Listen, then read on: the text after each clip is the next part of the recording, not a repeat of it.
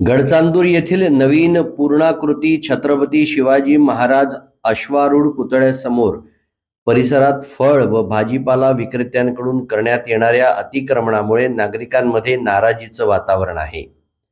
परिसरात मोठ्या प्रमाणात अस्वच्छता असून झाडं झुडपं वाढल्यानं पुतळ्याच्या परिसराची दुरवस्था झाली आहे।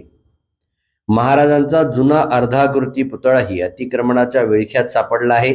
महाराजांच्या नामफलकावर झाडांच्या फांद्या आल्यानं फलक झाकला गेला असून तो सहज नजरेस देखील पडत नाही। पुतळ्याला माल्यार्पण करण्यासाठी येणाऱ्या नागरिकांसमोरही अडचणी निर्माण होत आहेत। पुतळ्यासमोर साहित्य ठेवण्यात आल्यानं ये जा करण्यासाठी पुरेसा मार्ग उपलब्ध नसल्याची तक्रार आहे। दोन्ही पुतळ्यासमोरील अतिक्रमण कायमस्वरूपी हटवून परिसराची स्वच्छता करावी अशी मागणी भाजप कोरपना तालुका संघटन महामंत्री तथा नगर परिषद स्वीकृत नगरसेवक सतीश उपलेंचीवार यांनी केली आहे। छत्रपती शिवाजी महाराज यांचा भव्य पुतळा या क्षेत्रामध्ये आरूढ आहे आणि या ठिकाणी नगर परिषदला मागच्या मीटिंगमध्ये मी सांगितलं, या ठिकाणी अतिक्रमण आहे छोटे छोटे।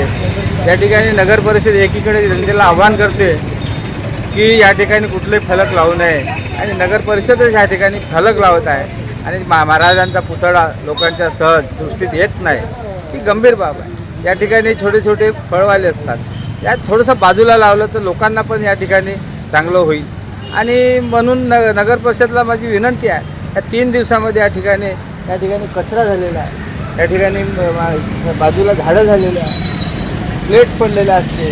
त्या ठिकाणी आपण छोटे अगदी पहिलेचा जो पुतळा होता, या पुतळ्याला मालापर्यंत जाण्यासाठी रस्ता नाही आहे, त्या ठिकाणी पाल ठोकून असतात, पोते टाकलेले आहे। म्हणजे काय अवस्था आहे, दैनंदिन अवस्था आहे। एकीकडे व्हिडिओबाजी करून आम्ही बढिया काम करतो असं दाखवतात, दुसरीकडे अशी अवस्था आहे। छत्रपती शिवाजी महाराज सारख्या पुरुषांच्या पुतळ्यासमोर जर अशी दैनंदिन अवस्था असेल तर बाकी प्रभागाचं काय। म्हणून माझी विनंती आहे की नगर परिषदेने जातीने लक्ष द्यावं आणि 3 दिवसामध्ये या ठिकाणी स्वच्छता करावी। हे किरकोळ जे अस्थायी अतिक्रमण आहे हे आपण काढावं, अन्यथा आम्ही पुढील कारवाई करू असं मी या ठिकाणी नगर परिषदेला या माध्यमातून विनंती करतो।